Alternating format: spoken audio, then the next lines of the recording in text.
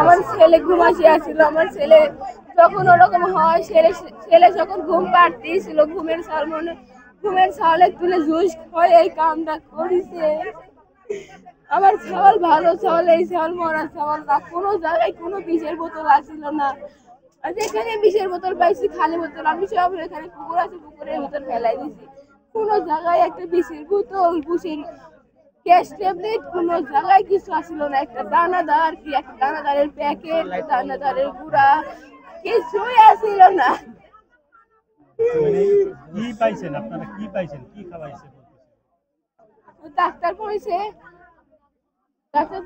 বিষ, জটিল কিছু বিষ খাওয়াইছে।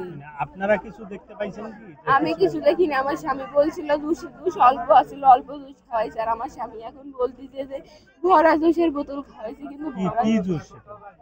বোতলের জুস আছিল। জি, কি ধারণা দর্শনে কিছু মিশাই দিছে? এখন আমার বাচ্চার মুখে বিষের গন্ধ আছে।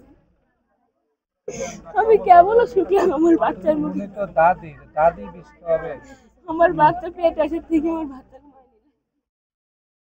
আমার বাচ্চা চালাইছে বাচ্চা পেটে থাকতে আমি কেস করছিলাম অন্য। আমি বাচ্চা পেটে থাকতে ব্যাগ দিয়ে নষ্ট করে ফেলাই দিলাম।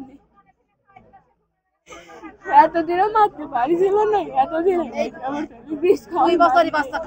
আপনার কাছে অনুরোধ থাকলো ফাঁসি হয় আমার যে স্যার আমার নিষ্পাপ ছেলে যে মারিছে তার জন্য ফাঁসি হয়, ফাঁসি।